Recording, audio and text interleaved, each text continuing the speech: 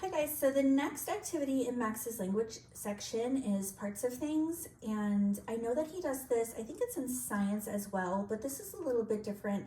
The stuff that he does in science is in Erasmus, and I think that's more like discrete trial training. I know there is definitely error correction, but for this, because it is language, I have extension activities, and it's really important that if he doesn't get 100% on this, this is the like quick assessment-y data collection type activity.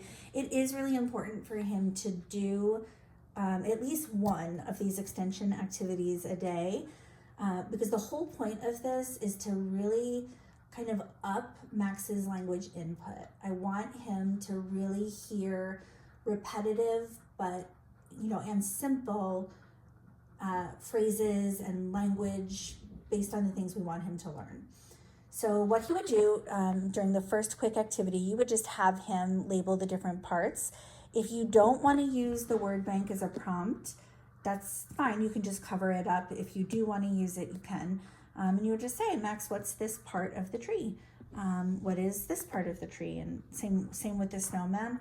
He doesn't, this is laminated in here, so he doesn't have to write anything. He just has to label it. And like I said, maybe you start with this down here and then cover it up later, or I don't know how quick he's going to get this, but the extension activities, so once that's done, you would get your data and then you would do the extension activity. And this also allows the opportunity for you to talk about parts that you're not collecting data on.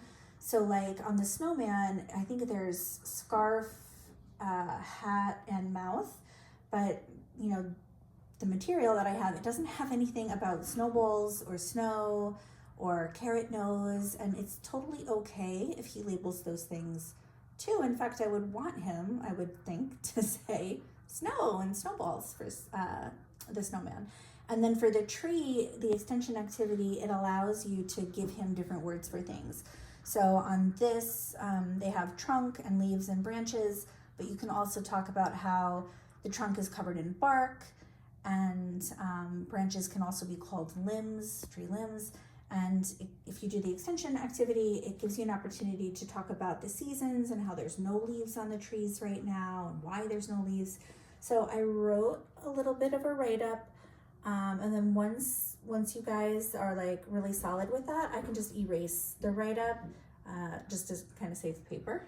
But down here, it's just a little bit of a suggestion on for the tree going outside, and for the snowman, it's more like a craft kind of activity.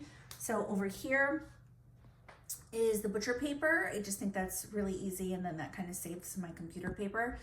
And then down here, I have tons of, and on the other side too, so there and here, I have lots of art supplies. So you can use glitter, you can use glue to make the different snowman parts, you can use string. He could even make all different kinds of snowmen, fat snowmen, thin snowmen, all different kinds. And then he can dinosaur stamp them if he wants, because down in this bin, I think, are dinosaur stamps. He can do whatever he wants, but the idea is just giving him opportunities to play around, but also like as you're playing, without him being questioned, just hearing you very repetitively talk about the different parts that you're trying to teach him.